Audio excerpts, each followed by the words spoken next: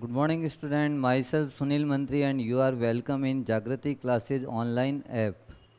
तो लास्ट जो 12th class में जो अपना जो चैप्टर कंप्लीट हुआ था वो था सॉल्यूशन या विलियन। तो सॉल्यूशन में जो अपन लास्ट जो टॉपिक करवाया था वो था अपना ये वांट हाफ फैक्टर। तो ये वांट हाफ फैक्टर पे एक मेरे को क्वेश्चन करवाना है, तो ये क्वेश्चन अपन करते हैं आज फैक्टर। तो वांट ऑफ फैक्टर से रिलेटेड एक क्वेश्चन करना है अपन को। तो वो क्वेश्चन कैसे करना है ये देखो इधर सामने क्वेश्चन ये गिवन है आपके सामने। 0.1 मोलर कंसंट्रेशन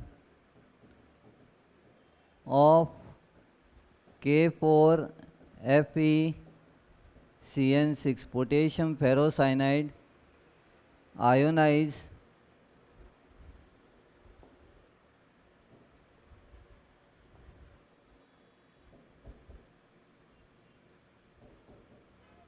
आयोनाइज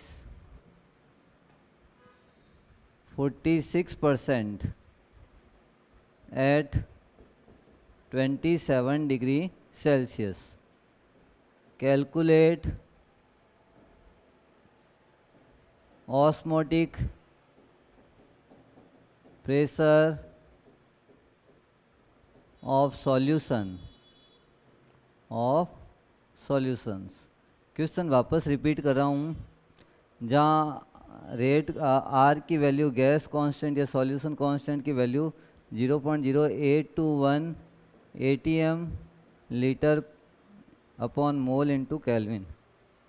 तो यहाँ 0.1 molar concentration of potassium ferrocyanide ionise 46% at 27 degree Celsius. Then calculate the osmotic pressure of solutions. तो यहाँ ऑस्मोटिक प्रेशर निकालना है, लेकिन यहाँ आयोनाइजेशन की क्वांटिटी गिवन है। आयोनाइजेशन की क्वांटिटी का मतलब आपके पास अल्फा गिवन है, और अल्फा गिवन है साथ में आपको दे रखा पोटेशियम फेरोसाइनाइड।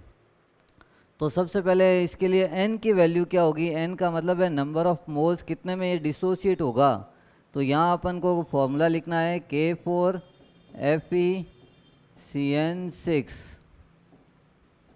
अगर ये इसको मैं पूरा ब्रेक करूँ, तोड़ दूँ इसको, पूरा ब्रेक करने के बाद में किसमें चेंजेज हो जाता है 4K प्लस FeCN6, और इस पे चार्ज कितना आया -4।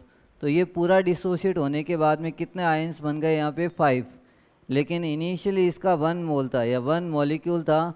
1 मॉलिक्यूल कितने में ब्रेक हो गया, 5 मॉलिक्यूल्स में ब्रेक हो गया। तो अपन को ये ध्यान रखना है।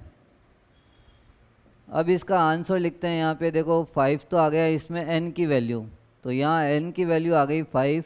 अब मेरे को अल्फ़ा और n में जो i और अल्फ़ा में रिलेशन निकालना है। तो यहाँ कैसे रिलेशन निकालेंगे, ये मैंने एक फॉर्मूला आपको बता रखा है वांट ऑफ फैक्टर में। मेरे पास अगर ए मॉलिक्यूल्स है और वो अगर ब्रेक होते हैं तो वो कितने मॉलिक्यूल्स बना रहे हैं, NB। अब यहाँ मान लो इसका 1 मोल है, तो ये 0 था इनिशियली। 1 में से अल्फ़ा लेस हो गया, तो यहाँ कितना बनेगा n अल्फ़ा। ये चीज़ अपन ने वांट ऑफ फैक्टर्स में करवा रखी है। तो total number of moles after dissociation कितना होगा, 1 minus alpha plus n alpha, और बिफोर डिसोसिएशन कितना होगा 1, और ये आ गई i की वैल्यू। तो ये i की वैल्यू अपन को ऐसे निकालनी है 1 minus alpha plus n alpha.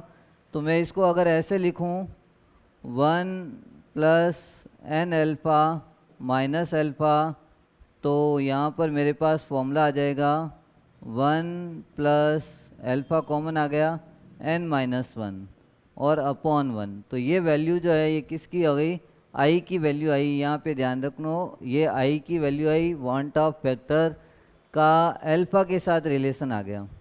तो मेरे पास n equal to 5, n equal to 5 ये फॉर्मूले से मालूम चल रहा है कि n की वैल्यू कितनी आई 5। n आ गया अपने पास। अल्फ़ा गिवन है, अल्फ़ा कितना है 46% आयोनाइज। तो ये अगर गिवन है तो यहाँ से अपन को कैसे सॉल्यूशन करना है,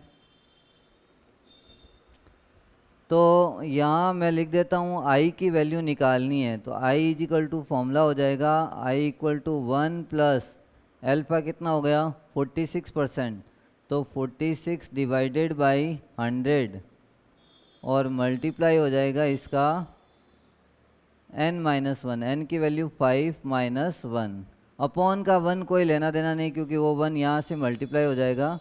तो अपने पास जो आंसर आ रहा है वो कितना आएगा, देखो i is equal to 1 plus 0.46 into 4, तो इन दोनों को मल्टीप्लाई करते हैं 1 प्लस 4 6 4 जा 24 2 4 4 जा 16 और 18, तो आंसर आया 1.84 और 1.84 में अगर 1 ऐड कर देता तो टोटल आंसर आ जाएगा 2.84।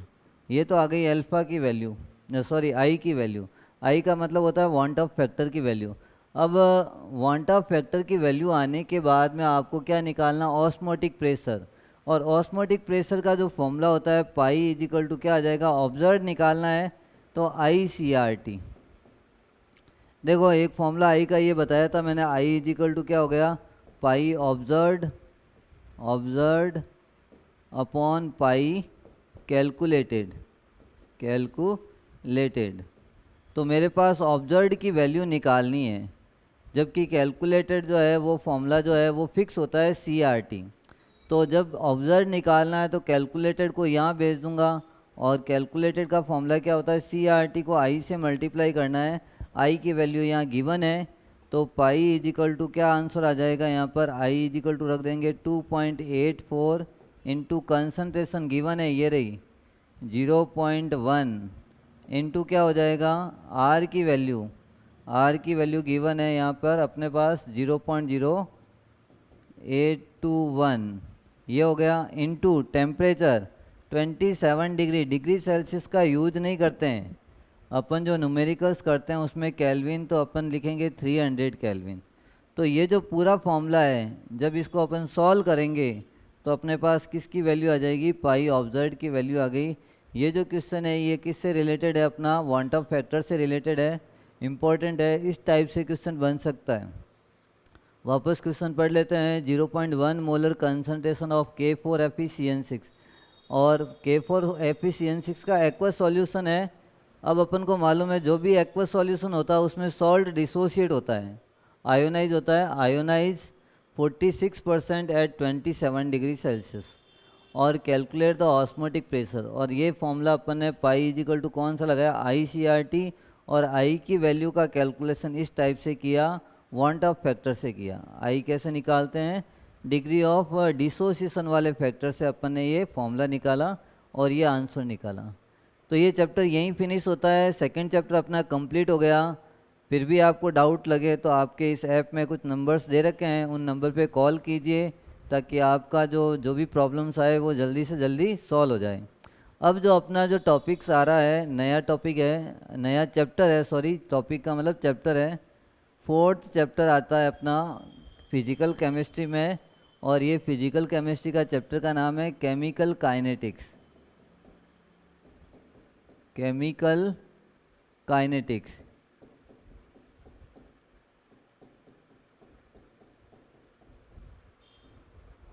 केमिकल काइनेटिक्स, और केमिकल काइनेटिक्स जो चैप्टर है इम्पोर्टेंट है, और इससे रिलेटेड क्वेश्चंस न्यूमेरिकल्स बनते हैं, तो अपन को इस चैप्टर को ध्यान से पढ़ना है। एक बार पहले तो अपन वर्ड बताएंगे केमिकल काइनेटिक्स का मतलब, और केमिकल काइनेटिक्स के अंदर केमिकल रिएक्शंस कैसे होती है या नहीं होती है उसको अपन देखते हैं।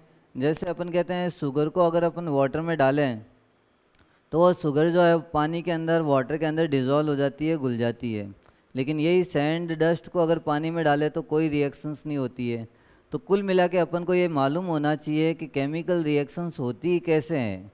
तो केमिकल रिएक्शंस अगर अपन को कोई करवानी है उसके लिए फ़र्स्ट आपको किसकी वैल्यू मालूम होनी चाहिए, delta G.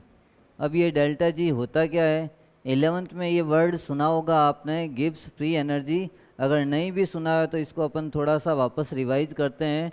Gibbs free energy एक ऐसी एनर्जी है जो कोई भी स्पॉन्टेनियस और नॉन स्पॉन्टेनियस वर्क को इंडिकेट करती है। अब स्पॉन्टेनियस वर्क का मतलब होता है जो रिएक्शन ऑटोमेटिक चल रही है, जिसमें अपन ने कोई एक्सटर्नल फोर्स नहीं लगाया, वो रिएक्शन होती है स्पॉन्टेनियस। जैसे शुगर को वाटर में डाला तो वो शुगर धीरे धीरे पूरी घुल गई पानी के अंदर, तो ये चीज़ स्पॉन्टेनियस है। लेकिन यही सैंड को वाटर में डाला और वो नहीं घुली, तो वो कौन सा हो जाएगा? Non spontaneous. तो कहने का मतलब डेल्टा जी जो है, अब ये कब नेगेटिव पॉजिटिव जीरो कब होता है, जहाँ अपन को ये याद रखना है, अगर ये डेल्टा जी की वैल्यू नेगेटिव है तो जो रिएक्शंस होती है वो सारी कौन सी होती है? Spontaneous, spontaneous. और यही वैल्यू अगर पॉजिटिव होती है तो वो सारा क्या होता है यहाँ पे? Non spontaneous. और अगर ये जीरो हो जाता है तो इक्विलिब्रियम बोलते हैं, इक्विलिब्रियम कंडीशंस। तो ये तीन वैल्यूज़ जो आपको मालूम रखनी है यहाँ पे, डेल्टा जी की वैल्यू अगर नेगेटिव है तो स्पॉन्टेनियस, अगर पॉजिटिव है तो नॉन स्पॉन्टेनियस, और जीरो है तो इक्विलिब्रियम। अब अपन कहते हैं एक कागज़ का टुकड़ा लिया, मान लो ये अपन ने कागज़ का टुकड़ा लिया, कागज़ का ये टुकड़ा है, इसको जलाया। तो इसको जलाया तो यहाँ जल के ये कार्बन डाइऑक्साइड गैस जो है वो बाहर निकल गई। कहने का मतलब एक बार जला के छोड़ने के बाद में पूरा कागज़ जो है वो जल गया, ये पेपर जल गया, अखबार जल गया, जो भी है कंपोनेंट, जो रिएक्शंस हो गई। अब ये रिएक्शंस हुई, इसका मतलब वो रिएक्शंस कौन सी है? स्पॉन्टेनियस। लेकिन अपन कहते हैं कोई मेटल का टुकड़ा लिया और उसको बर्न किया तो वो बर्न नहीं हुआ, नहीं हुआ, इसका मतलब वो नॉन स्पॉन्टेनियस रिएक्शंस है। तो स्पॉन्टेनियस और नॉन स्पॉन्टेनियस में डिफरेंस मालूम होना चाहिए, और डेल्टा जी की वैल्यू आपको ये बताएगी कि कौन सी रिएक्शंस ऑटोमेटिक होगी या कौन सी रिएक्शंस ऑटोमेटिक नहीं होगी। तो यहाँ डेल्टा जी की वैल्यू अगर नेगेटिव आएगी तो अपन को ये वर्ड याद रखना है, the reaction is spontaneous then the chemical reaction is possible. वो केमिकल रिएक्शंस हो सकती है। लेकिन अगर यही वैल्यू पॉजिटिव आती है, इसका मतलब वो नॉन स्पॉन्टेनियस और वो केमिकल रिएक्शंस नहीं होगी। और इसका एग्जांपल्स अपन ने बता रखा है। और इक्विलिब्रियम कंडीशंस ये होता है जिसमें रिएक्टेंट से प्रोडक्ट और प्रोडक्ट से वापस क्या बन जाता है? रिएक्टेंट बनता रहता है। उस प्रोसेस को अपन क्या बोलते हैं? इक्विलिब्रियम। तो यहाँ अपन ने जो तीनों चीज़ें बता दी, डेल्टा जी की वैल्यू क्या होती है? नेगेटिव। तो रिएक्शंस क्या है? स्पॉन्टेनियस। अभी आपको ये वर्ड ही याद रखना है, if delta G is negative then it is spontaneous reactions. अब यहाँ अपन बताएंगे कि ये जो स्पॉन्टेनियस रिएक्शंस है वो केमिकल रिएक्शंस को भी वापस उनकी वेलोसिटी या स्पीड के बेस पे अलग अलग पार्ट्स में डिवाइड किया गया। जैसे अपन कहते हैं कोई रिएक्शंस तो वेरी फास्ट हो रही है, या एक सिंपल एग्जांपल देके बताते हैं। मान लो अपन ने एक रेस स्टार्ट करी, यहाँ 0 मीटर है और ये कितना है? 100 मीटर। तो यहाँ से अपन अगर स्टार्ट करते हैं तो अलग अलग स्पीड में जा सकते हैं। मान लो एक जना बाइक लेके गया तो वो तो 10 सेकंड के अंदर ही पहुँच जाएगा, या 1 सेकंड के कुछ पार्ट में। अगर यही एरोप्लेन से कवर करेंगे तो 1 सेकंड के पार्ट में ही पहुँच जाएंगे बाइक से, और अगर पैदल जाएंगे तो उसमें काफ़ी लंबा टाइम लग जाएगा। तो कहने का मतलब रिएक्शंस को स्पीड के बेस पे, रिएक्शंस कितनी स्पीड से ख़त्म होगी या रिएक्शन कितनी स्पीड से कंप्लीट होगी, उसके बेस पे रिएक्शंस को अपन वापस 3 पार्ट में डिवाइड कर सकते हैं। तो यहाँ रिएक्शंस जो है अपन ने कितने पार्ट में डिवाइड करना है? 3 पार्ट्स। कौन कौन सी है? एक तो होती है फर्स्ट जो है वो कौन सी रिएक्शंस है? Very fast. और सेकंड है मॉडरेट रिएक्शंस।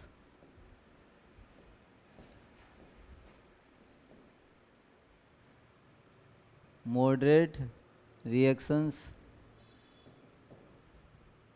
और थर्ड जो आएगी वेरी स्लो,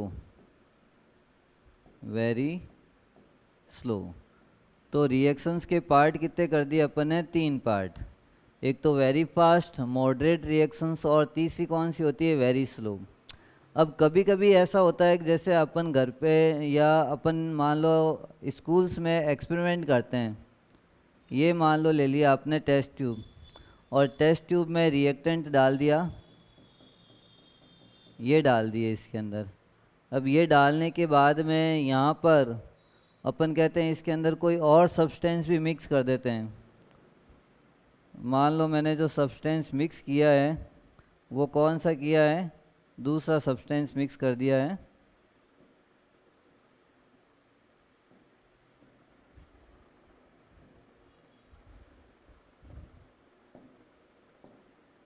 ये दूसरा सब्सटेंस मिक्स कर दिया है, ए के साथ बी मिक्स कर दिया। दोनों मिक्स करते ही हाथों हाथ यहाँ पे एक नई चीज़ बन गई, सी बन गया, लेकिन वो 1 सेकंड से भी कम पार्ट में बना। तो जनरली जो आयनिक रिएक्शंस होती है उसमें 1 सेकंड से भी कम पार्ट लगा। अब मान लो जो रिएक्शंस हो रही है 1/1000000, 1 सेकंड के 10,000वें पार्ट में वो रिएक्शंस ख़त्म भी हो गई। मतलब अपन जब देखते हैं कि भाई ए और बी मिला है, मिलाते ही कलर चेंज, इसका मतलब वो रिएक्शंस जो है वो बहुत ज़्यादा स्पीड से हो रही है। जब अपन ऐसी रिएक्शंस देखते हैं तो इस रिएक्शंस को क्या बोलेंगे अपन? Very fast reactions. तो वेरी फास्ट रिएक्शंस में जो अब एग्जाम्पल अपन को लिखना है वो कौन सी एग्जाम्पल लिखेंगे? आयोनिक रिएक्शंस का एग्जाम्पल्स। आयोनिक रिएक्शंस जैसे कौन सा हो गया? सिल्वर नाइट्रेट का एक सॉल्यूशन लिया AgNO3 एक्वस सॉल्यूशंस, और इस एक्वस सॉल्यूशंस में अपन ने NaCl का एक्वस सॉल्यूशन मिक्स कर दिया। जब भी NaCl के एक्वस सॉल्यूशन को सिल्वर नाइट्रेट के सॉल्यूशन में मिक्स करेंगे तो दोनों आपस में हाथों हाथ, मतलब हाथों हाथ का मतलब क्या हो गया?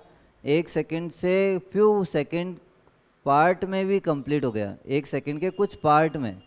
तो दोनों की रिएक्शन हुई और यहाँ बना क्या? NaNO3 और प्लस क्या बना है? AgCl। अब AgCl का जो कलर है वो कैसा होता है? वाइट कलर का PPT अगर बन जाता है, वाइट प्रेसिपिटेट, अपन को वाइट वाइट जो है इम्प्योरिटीज टाइप अगर दिखने लग जाता है तो इसका मतलब ये रिएक्शन कंप्लीट हो गई है, और ये रिएक्शंस 1 सेकंड के कुछ पार्ट्स में ही कंप्लीट हो गई। तो ये रिएक्शन कौन सी वाली हो गई अपने पास? Very fast reactions. अब वेरी फास्ट के बाद में एक रिएक्शंस आती है मॉडरेट, जिसमें अपन इसमें रेट ऑफ रिएक्शन को कैलकुलेट अपन नहीं कर सकते। रेट ऑफ रिएक्शन क्या होता है ये इसके बाद अपन समझाएंगे। बस अपन को अभी यही ध्यान रखना है कि स्पीड बहुत तेज़ होगी, इतनी ज़्यादा स्पीड होगी कि अपन देख भी नहीं सकते, इतनी स्पीड से ये रिएक्शंस ख़त्म भी हो जाएगी। तो सेकंड जो पार्ट है वो मॉडरेट रिएक्शंस का है, और मॉडरेट रिएक्शंस वो होती है जिसमें अपन रेट ऑफ रिएक्शन को डिटरमाइन कर सकते हैं। अब रेट ऑफ रिएक्शन का मतलब क्या वो अपन बताते हैं अभी, लेकिन यहाँ जो रिएक्शंस है उसमें अपन टाइम कैलकुलेट कर सकते हैं। कुल मिला के ये चीज़ समझना है कि अगर रिएक्शंस का टाइम पता कर सकते हैं अपन, वो रिएक्शंस जो है वो कौन सी आती है? मॉडरेट। अब जैसे एग्जांपल क्या देंगे? मैंने मान लो सुक्रोज ले लिया C12H22O11। अब यहाँ इसके अंदर मैंने वाटर मिक्स कर दिया, H2O मिक्स किया, और वाटर मिक्स करने के बाद में ये जो है इसमें बन गया C6H12O6 प्लस C6H12O6। एक जो चीज़ बनेगी वो क्या है? ग्लूकोज, और दूसरी जो चीज़ बनी वो है फ्रक्टोज। तो एक ग्लूकोज और फ्रक्टोज अगर दो चीज़ें बन गई तो इसका मतलब ये जो रिएक्शंस है ये कौन सी रिएक्शंस का है? Moderate reactions. और इसमें अपन कह सकते हैं कि भाई शुगर जो मैंने 10 ग्राम मान लो एक ग्लास पानी में डाला है, एक ग्लास वाटर के अंदर शुगर मिक्स किया है, लेकिन शुगर कितने टाइम में पूरी डिज़ोल्व होगी उसका टाइम अपन कैलकुलेट कर सकते हैं। जिस रिएक्शन में टाइम का कैलकुलेशन पॉसिबल है उस रिएक्शंस को अपन क्या बोल सकते हैं? Moderate reactions. The chemical reaction which is completed in few seconds or minutes, few seconds and minutes, that chemical reactions are known as moderate reactions। तो जो रिएक्शंस फ्यू सेकेंड और फ्यू मिनट्स में complete हो सकती है उसको अपन क्या बोलेंगे? Moderate reactions. और वेरी स्लो रिएक्शंस कौन सी है? जिस रिएक्शंस में भी बहुत लंबा टाइम लग रहा है। बहुत लंबा टाइम का मतलब है जैसे कोई रिएक्शंस कंप्लीट हो रही है लेकिन मैनी ईयर्स या मैनी मंथ लग गए, उस रिएक्शंस को अपन वेरी स्लो रिएक्शंस बोलेंगे। इसमें अपन लिख सकते हैं एग्जांपल में rusting of iron. Rusting of iron, जब आयरन पे रस्ट लगती है वो 1-2 सेकंड में, 10 सेकंड में, 10 मिनट में, 15 मिनट में, 1 घंटे में, 2 घंटे में नहीं लगती। उसको लगने के अंदर कुछ महीने लग जाते हैं, कुछ साल लग जाते हैं। The chemical reaction which is completed in few months or years, that chemical reaction is known as very slow reactions। तो अपन इन तीनों की डेफिनेशंस यहाँ लिखेंगे और तीनों के एग्जांपल्स अपन ने यहाँ लिख रखे हैं। अब अपन को डेफिनेशंस लिखना है तो अपन यहाँ लिख देते हैं डेफिनेशंस, ताकि ये टाइप्स ऑफ रिएक्शंस जो है रेट ऑफ रिएक्शंस के बेस पे रिएक्शंस को 3 पार्ट में क्यों क्लासीफाई किया है ये अपन यहाँ समझा दें। तो यहाँ पर अपन लिख रहे हैं वेरी फास्ट का वेरी फास्ट। तो वेरी फास्ट में अपन ये लिख सकते हैं the chemical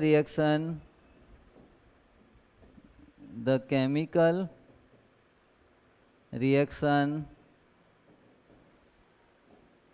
which is completed in few parts of second, that reaction is known as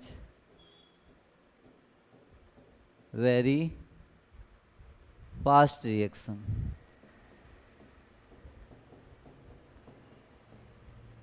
अब यहाँ लिखेंगे rate of reaction can not be determine, rate of chemical reaction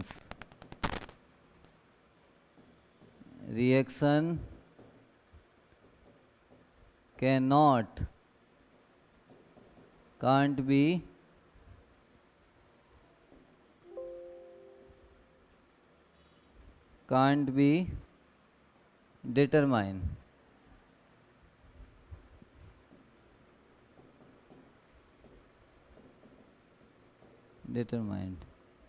तो यहाँ एग्जाम्पल में क्या लिखेंगे, एग्जाम्पल्स आयोनिक रिएक्शंस।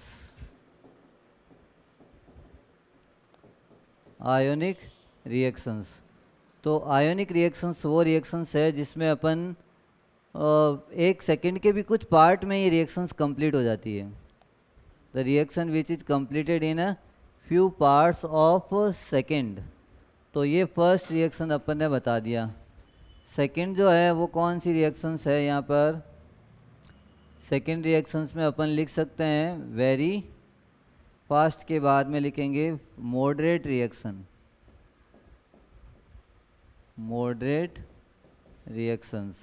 अब मॉडरेट रिएक्शंस में कौन सी वाली आएगी, मॉलिक्यूलर रिएक्शंस जितनी भी आएगी वो किस में आएगी, मॉडरेट रिएक्शंस में। और इसमें होता क्या है, the chemical reaction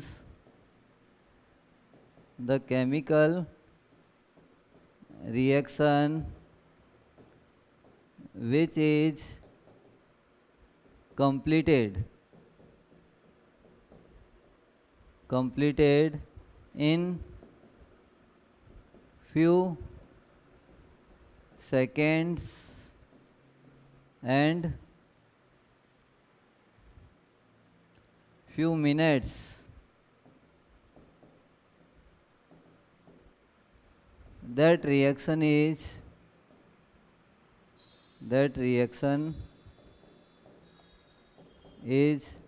known as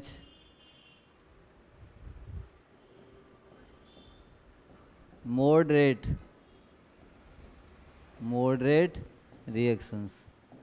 Rate of reactions can be determined, rate of reaction can be determined। इसमें अपन रेट ऑफ रिएक्शंस कैलकुलेट कर सकते हैं, लेकिन ये जो रिएक्शंस होती है वो कुछ सेकंड में, कुछ मिनट्स में कंप्लीट होती है या कुछ हार्स में भी कंप्लीट हो सकती है। तो उन रिएक्शंस का जिसमें अपन रेट ऑफ रिएक्शन पता कर सकते हैं, कंसंट्रेशन में चेंजेज अपॉन टाइम ये पता कर सकते हैं, उस रिएक्शंस को अपन क्या बोलेंगे, मॉडरेट रिएक्शन। और एग्जाम्पल में इसके क्या लिखेंगे, एग्जाम्पल मॉलिक्यूलर रिएक्शंस। तो ये जितनी भी मॉलिक्यूलर रिएक्शंस है वो सारी इसमें आएगी अपने। और थर्ड पार्ट जो बचा हुआ है इसका, वेरी स्लो रिएक्शंस। अब वेरी स्लो रिएक्शंस वो रिएक्शंस होती है जिसको कंप्लीट करने में फ्यू मंथ्स और फ्यू ईयर्स लग जाते हैं। तो अपन इसकी डेफिनेशन लिख लेते हैं, the chemical reactions the chemical reaction which is completed in few months or years. That reaction is known as very slow reactions. और इसमें अपन जो एग्जाम्पल लिखेंगे टर्निशिंग ऑफ सिल्वर या रस्टिंग ऑफ आयरन।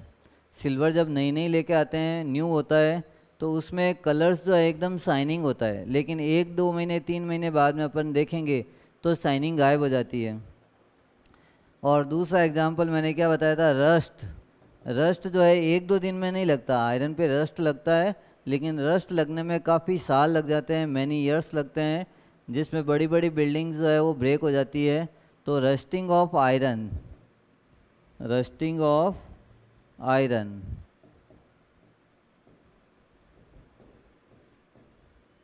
ये जो रिएक्शन है रस्टिंग ऑफ आयरन, ये किस में आएगी, अपने वेरी स्लो रिएक्शंस में।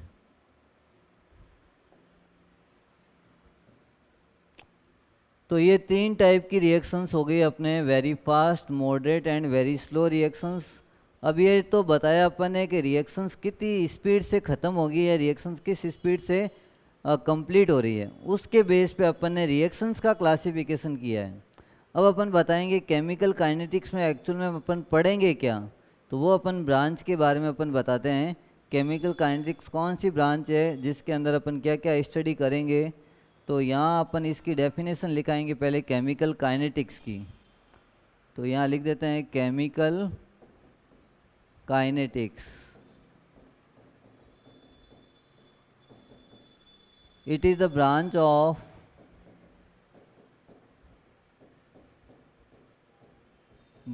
Of physical chemistry,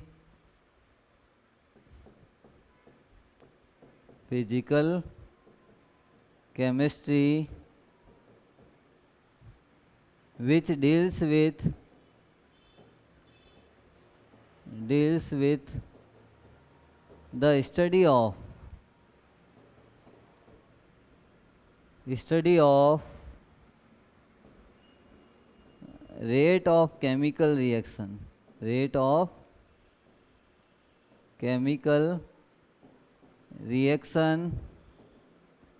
and factor affecting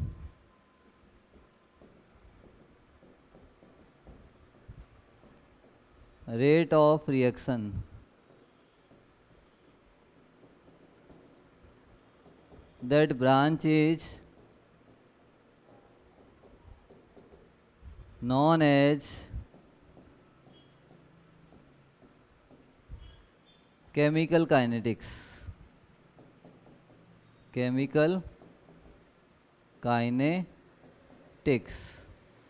तो ये केमिकल काइनेटिक्स एक ब्रांच है फिजिकल केमिस्ट्री की, which deals with the study of various types of chemical reaction, rate of various types of chemical reactions and the factor affecting rate of reactions। मतलब जो reactions मान लो A से क्या बन रहा है, B बन रहा है। अब A से B जो बन रहा है वो किस स्पीड से बन रहा है। मान लो ये A से B जो है 10 मिनट में बन रहा है, लेकिन दूसरी रिएक्शंस है अब X से Y बन रहा है, वो तो 5 सेकेंड में बन रहा है। तो दोनों की जो रेट ऑफ या स्पीड ऑफ रिएक्शंस है वो अलग अलग है।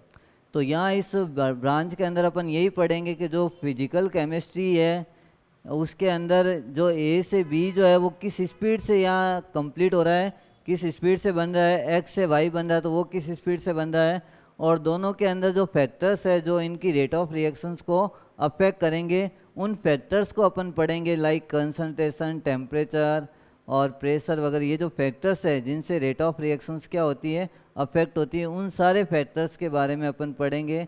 या रेट ऑफ केमिकल रिएक्शंस को जो फैक्टर्स अफेक्ट करेंगे उन फैक्टर्स के बारे में, वेरियस टाइप्स ऑफ रिएक्शंस के बारे में। अब रिएक्शंस पे और भी कुछ चीज़ें जो डिपेंड करती है, रिएक्शन किसी और पे डिपेंड करती है, उन सब चीज़ों के बारे में अपन कौन से ब्रांच के अंदर पढ़ते हैं, केमिकल काइनेटिक्स। तो आपको डेफिनेशंस याद रखनी है। It is a branch of physical chemistry which deals with the study of the chemical reactions and the factor affecting rate of reactions. Rate of chemical reactions and the factor affecting rate of reaction. That branch is known as chemical kinetics. तो ये branch जो है इसको अपन क्या बोलते हैं, chemical kinetics बोलते हैं. अब यहाँ जो फर्स्ट वर्ड अपन ने सुना है यहाँ पे वो है रेट ऑफ रिएक्शंस या रेट ऑफ केमिकल रिएक्शंस.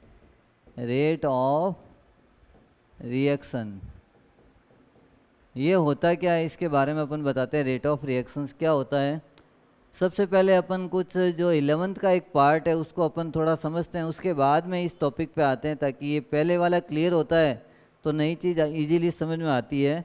तो यहाँ रेट ऑफ रिएक्शन से पहले अपन कंसंट्रेशन में जो चेंजेज हो रहा है उसमें क्या चेंजेज आता है वो देखते हैं.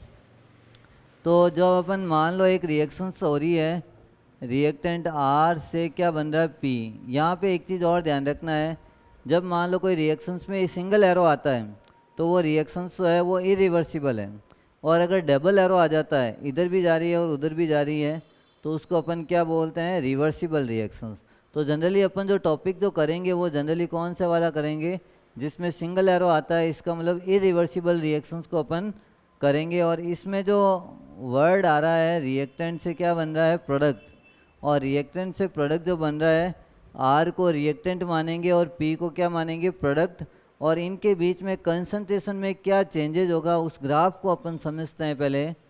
तो यहाँ एक ग्राफ बना रहा हूँ, इस साइड में तो ले लेता हूँ कंसंट्रेशन और इस साइड में क्या ले लेते हैं, टाइम. तो चेंजेज इन कंसंट्रेशन और पर यूनिट टाइम, इसमें पर यूनिट टाइम में कंसंट्रेशन में क्या चेंजेज हो. रिएक्टेंट जब इनिशियली अपन लेते हैं, जैसे एक एग्जांपल है, घर पे भी देख सकते हैं अपन इस एग्जांपल को. मान लो एक कंटेनर लिया या ग्लास ले लिया और ग्लास में ये मैंने क्या डाला हुआ है, वाटर. ये सॉल्वेंट है वाटर. अब इसके अंदर जब अपन सबसे पहले इनिशियली क्या डालते हैं, शुगर. तो शुगर की जो कंसंट्रेशन है, मान लो 10 ग्राम शुगर डाली तो वो 10 ग्राम शुगर जो है एज इट इज पहले जब इनिशियली होता तो 10 ग्राम पूरी की पूरी पड़ी रहेगी. लेकिन अब यहाँ पर जो है मैंने 10 ग्राम को डिज़ोल्व किया लेकिन 10 ग्राम एज इट इज पड़ी रहेगी. लेकिन थोड़े टाइम बाद में वो 10 ग्राम पूरी घुल जाएगी वाटर के अंदर. तो कहने का मतलब इनिशियली जो इसकी कंसंट्रेशन है या इनिशियली जो इसकी क्वांटिटी है, मोल्स है, वो सबसे पहले बहुत ज़्यादा थे. तो जब रिएक्टेंट का इनिशियल टाइम देखते हैं तो वो बहुत ज़्यादा होता है, लेकिन पी बना हुआ ही नहीं था. प्रोडक्ट मान लेते हैं जो सॉल्यूशन बनता है, शुगर प्लस वाटर, जो सॉल्यूशन को क्या मान लेते हैं, प्रोडक्ट मानते हैं. लेकिन इनिशियली वो बना हुआ नहीं था, शुगर और वाटर ही थे. लेकिन थोड़े टाइम बाद में धीरे धीरे क्या बनना चालू हो गया, अपना प्रोडक्ट बनना स्टार्ट हो गया. तो जब इनिशियल टाइम की बात करते हैं तो यहाँ पर मैं स्टार्ट करता हूँ रिएक्टेंट को, आर को लेता हूँ, और यहाँ से किसको स्टार्ट करते हैं, पी को. तो याद रखना है ये आर है, वापस बनाता हूँ मैं इसको. ये जो मैंने बनाया ये क्या है, आर है, ये रिएक्टेंट है इधर, और नीचे वाला जो है वो प्रोडक्ट है. इनिशियली 0 टाइम पे इसकी कंसंट्रेशन बहुत ज़्यादा है, तो 0 टाइम पे इसकी कंसंट्रेशन ज़्यादा है. लेकिन थोड़े टाइम बाद में धीरे धीरे टाइम के साथ में कंसंट्रेशन क्या होती जा रही है, कम हो रही है. तो it is a decrease the concentration of reactant with the time. तो इसको अपन बोलेंगे ये. अब प्रोडक्ट की कंसंट्रेशन अब टाइम के साथ बढ़ती जा रही है. तो after few times the product concentration is increases but reactant concentration is decreases. Then it is a few time. देखो यहाँ पर ये जो कंसंट्रेशन ये किसकी आई है, प्रोडक्ट, और ये किसकी आई है, रिएक्टेंट की. तो टाइम के साथ में रिएक्टेंट की कंसंट्रेशन में भी चेंजेज हो रहा है और प्रोडक्ट की कंसंट्रेशन में भी चेंजेज हो रहा है. दोनों की कंसंट्रेशन में कुछ ना कुछ चेंजेज हो रहा है और टाइम के साथ चल रहा है. तो इनिशियली ये बात कही अपन ने, आर ज़्यादा होता है तो आर की कंसंट्रेशन T0 टाइम पे बहुत ज़्यादा है. लेकिन टाइम धीरे धीरे जैसे पास आउट होता है वैसे वैसे आर की वैल्यू कम हो जाएगी, कंसंट्रेशन कम हो जाएगा और प्रोडक्ट का कंसंट्रेशन इंक्रीज हो जाएगा. ये कर्व अपन ने 11th में भी पढ़ा हुआ है. किस किस के बीच में कर्व है, कंसंट्रेशन और टाइम के बीच में. तो अब यहाँ जो अपन करते हैं इसमें कि ये कंसंट्रेशन और टाइम के बीच में जो कर्व है इसमें कर्व से अपन को क्या फ़ायदा हुआ, देखो यहाँ अपन लिख सकते हैं अब रेट ऑफ रिएक्शन की definition, rate of reaction.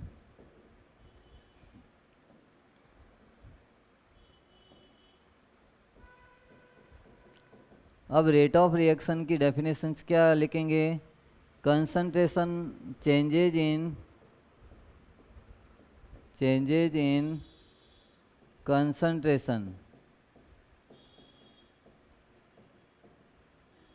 of reactant or product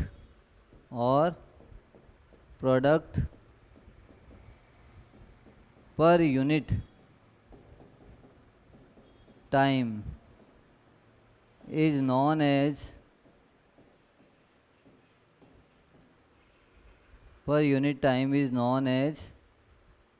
rate of chemical reaction।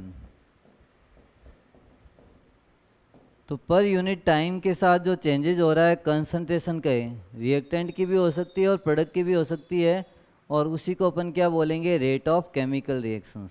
तो यहाँ अब इसका फॉर्मूला बनाना है, rate of reaction chemical reactions को ओनली आप रेट भी लिख सकते हैं, रेट या वेलोसिटी ऑफ केमिकल रिएक्शंस भी लिख सकते हैं। तो यहाँ रेट ऑफ रिएक्शन का फॉर्मूला क्या बनेगा, changes in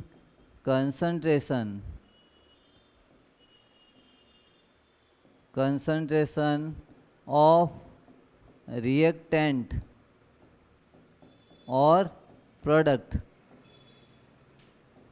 upon time taken।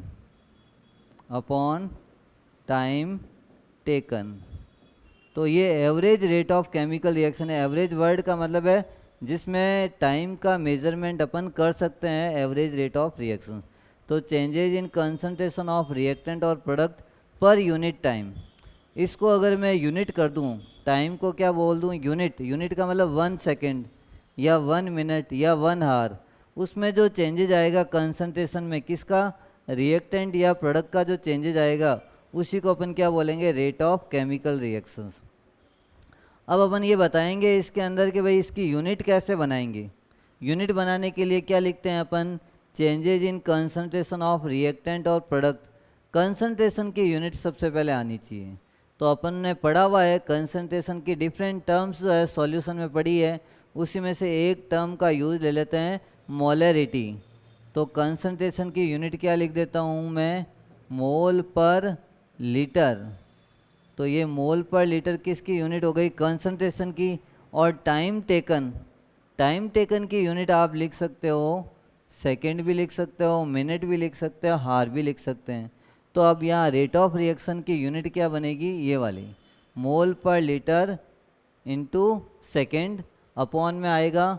या दूसरा जब इसका यूनिट लिखेंगे तो क्या लिखेंगे, mole litre inverse second inverse. या आपको ये याद नहीं रहे तो एक और लिख सकते हैं, mole litre inverse minute inverse. तो कुल मिला के टाइम का इन्वर्स होगा, मोल पर लीटर जो यूनिट होती है वो किसकी होती है, मोलरिटी की होती है, वो फिक्स होती है। और मोलरिटी जो है उसको कंसंट्रेशन का एक टर्म बोला हुआ है, और कंसंट्रेशन में यहाँ मोल पर लीटर तो आ जाएगा कंसंट्रेशन की यूनिट, और टाइम टेकन की यूनिट में अपन क्या लिखेंगे, सेकंड। तो मोल पर लीटर इनटू सेकंड, ये जो टोटल यूनिट बनेगी इसी को अपन क्या बोलेंगे, रेट ऑफ रिएक्शन की एक यूनिट है। तो ये रेट ऑफ रिएक्शंस क्या होता है, इसका अपन को डेफिनेशन समझ में आ जाना चाहिए। या एक सिंपल वर्ड अपन बताते हैं, मान लो कोई भी एक पर्सन जो है यहाँ से भाग के यहाँ तक गया, 0 से कितना मीटर डिस्टेंस कवर करी अपन ने, 100 मीटर। ये अपन ने फिजिक्स में पढ़ा हुआ है कि मान लो एक स्टूडेंट ने 0 से लेके 100 मीटर की डिस्टेंस जो है वो 10 सेकेंड में कवर कर ली है। तो इसकी जो वेलोसिटी है वो कैसे निकालते हैं, डिस्टेंस अपॉन टाइम। तो डिस्टेंस कितना लेते हैं, 100 अपॉन टाइम कितना हो गया, 10। तो अपन इसकी स्पीड क्या लिखेंगे, वेलोसिटी क्या लिखेंगे, 10 मीटर पर सेकेंड। तो ये 10 मीटर पर सेकेंड जो है वो वेलोसिटी वर्ड यूज़ करते हैं फिजिक्स के अंदर, लेकिन यहाँ वेलोसिटी में अपन डिस्टेंस की जगह कौन सा टर्म यूज करेंगे, कंसंट्रेशन।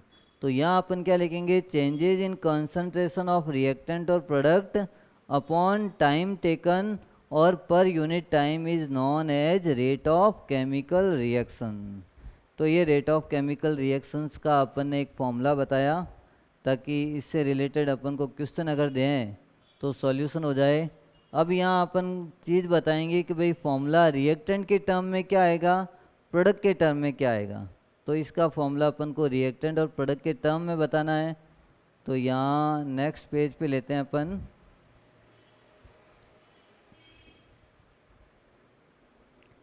मैंने बताया रिएक्टेंट की कंसंट्रेशन टाइम के साथ डिक्रीज, प्रोडक्ट की कंसंट्रेशन टाइम के साथ इंक्रीज। तो ये फॉर्मूला ये अपन ने पहले ही बता रखा है। अब अपन ने कहा कि रिएक्टेंट की टाइम के साथ, लेकिन जो रेट ऑफ रिएक्शंस है, रेट ऑफ रिएक्शन का आंसर हमेशा किस में आना चाहिए, पॉजिटिव। तो rate of reaction answer positive कब आएगा, जब कोई भी वैल्यू जो आएगी वो किसी में भी आए लेकिन आंसर आपको पॉजिटिव में चाहिए। तो यहाँ अगर ये रिएक्टेंट ले लेते हैं आर और ये क्या ले लेते हैं प्रोडक्ट पी, तो ये रिएक्टेंट की अलग अलग कंसंट्रेशन है, यहाँ R1 मान लेता हूँ या R2 मान लेता हूँ। तो ये रिएक्टेंट तो टाइम के साथ में धीरे धीरे क्या हो रहा है, कम हो रहा है। तो कम हो रहा है तो यहाँ पर क्या चेंजेज आएगा, तो अपन कहेंगे changes in concentration of reactant upon time. तो रेट का फॉर्मूला जब लिखते हैं क्या लिखते हैं, changes in concentration of reactant, reactant के टर्म में रिएक्टेंट को लेंगे upon time taken, time taken second minute हो सकता है।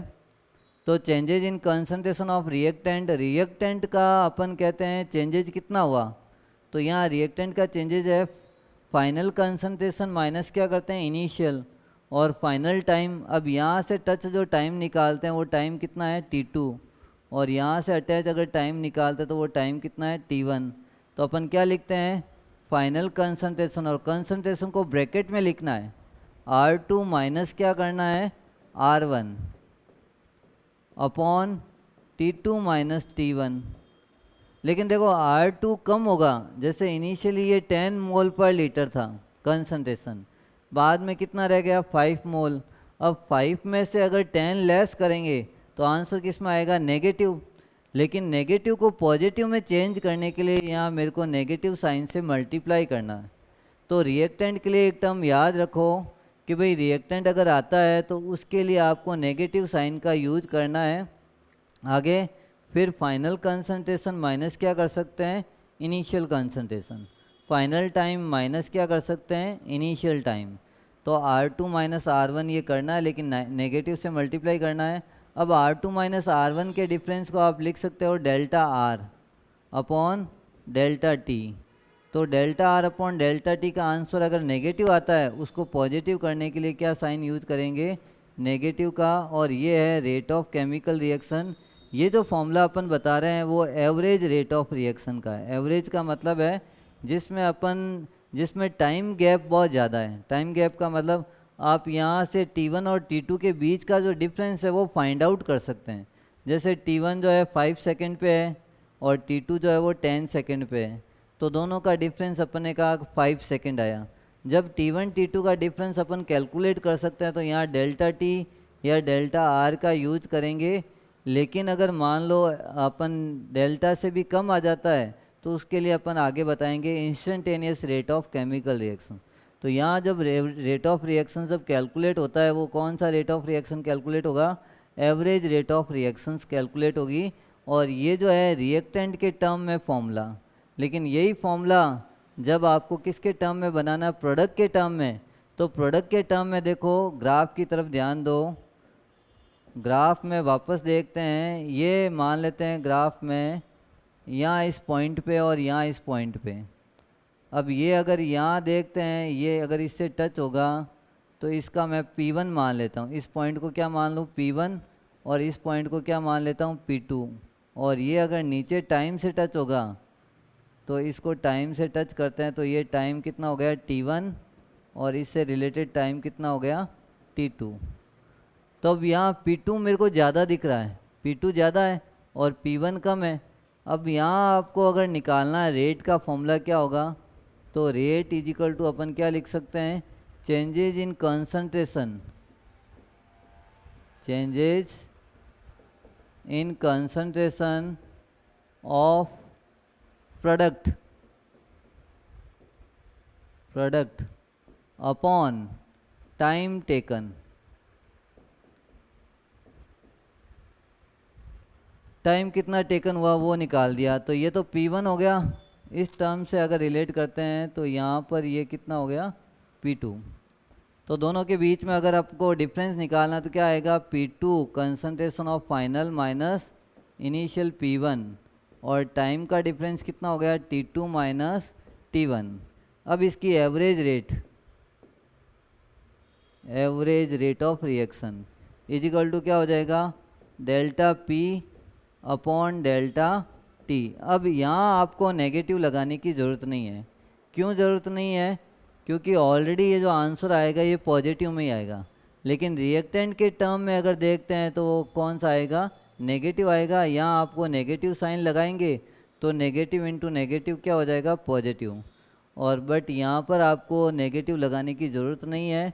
P2 ज़्यादा होता है, P1 कम होता है, ज़्यादा में से कम निकालते हैं, लेस करते हैं, तो डेल्टा P की वैल्यू पॉजिटिव आएगी, और जो रेट ऑफ केमिकल रिएक्शंस है वो भी क्या आएगा, पॉजिटिव ही आएगा। तो हमेशा ये जो लास्ट पॉइंट आपको ये याद रखना है, रेट ऑफ केमिकल रिएक्शंस का आंसर किस में आना चाहिए, पॉजिटिव। तो ये पॉजिटिव टर्म इसका यूज करना है। तो अपन ने जो आज तक के टॉपिक में, अभी जो आज की क्लास में अपन ने बताया केमिकल काइनेटिक्स की definitions, types of chemical reaction, 3 types की रिएक्शंस अपन ने बताई थी। कौन कौन सी, वेरी स्लो, वेरी फास्ट और मॉडरेट रेट ऑफ रिएक्शंस। इसमें स्पीड के बेस पे, रेट ऑफ केमिकल रिएक्शंस के बेस पे अपन ने इनको 3 पार्ट में डिवाइड किया था। फिर तीनों के एग्जाम्पल बताए थे। रस्टिंग ऑफ आयरन कौन सी रिएक्शंस का एग्जाम्पल है, वेरी स्लो का, और टर्निशिंग ऑफ सिल्वर भी इसी वेरी स्लो का है। इसके बाद मॉलिकुलर रिएक्शंस जितनी भी आएगी, केमिकल रिएक्शंस जो अपन चैप्टर पूरा बेस्ड है वो ओनली कौन सी रिएक्शंस के ऊपर बेस्ड है, मॉडरेट का, क्योंकि इसी में अपन रेट ऑफ केमिकल रिएक्शंस का कैलकुलेशन करेंगे। बाकी जो दोनों रिएक्शन है वेरी फास्ट और वेरी स्लो, इनमें रेट ऑफ केमिकल रिएक्शंस को डिटरमाइन नहीं कर सकते हैं। सिर्फ जो करना है वो किस में कर सकते हैं अपन, मॉडरेट रिएक्शंस में। तो जितनी भी मॉलिकुलर रिएक्शंस आती है वो सारी मॉडरेट रिएक्शंस में आएगी। और एक जो मैंने वेरी फास्ट जो बताई उसका एग्जांपल है आयोनिक रिएक्शंस। तो आयोनिक रिएक्शंस में NaCl और AgNO3 का एग्जांपल दिया अपन ने, और उसमें AgCl का वाइट PPT बना, वो 1 सेकेंड के कुछ पार्ट में बन गया। फिर अपन ने ये बताया केमिकल काइनेटिक्स कौन सी ब्रांच होती है, फिजिकल केमिस्ट्री की एक ब्रांच है जिसके अंदर अपन रेट ऑफ केमिकल रिएक्शंस और उनके फैक्टर्स का स्टडी करते हैं। और उसके बाद में अपन ने ये जो टॉपिक करवाया है वो रेट ऑफ केमिकल रिएक्शंस का फॉर्मूला और रेट ऑफ केमिकल रिएक्शंस की definition. Changes in concentration of reactant और product per unit time is known as rate of chemical reactions. Reactant के टर्म में अलग फॉर्मूला आएगा, अलग आएगा, और प्रोडक्ट में अलग आएगा, लेकिन रिएक्टेंट में आपको नेगेटिव से मल्टीप्लाई करना है, पॉजिटिव में आपको कोई भी मल्टीप्लाई करने की ज़रूरत नहीं है। तो आज की जो ये जो क्लास है इसमें अपन ने ये चैप्टर स्टार्ट किया है, आप इसको रीड करो ताकि आपके ज़्यादा से ज़्यादा जो प्रॉब्लम्स या डाउट को सॉल्यूशन किया जा सके। और इसमें जो चैप्टर्स है ये बेसिक चीज़ अपन ने बताई, ये चीज़ें 11th में भी आ रखी है। इसके बाद जो अपन कल स्टार्ट करते हैं नया जो टॉपिक है इससे रिलेटेड, वो कल बताते हैं। Thank you students.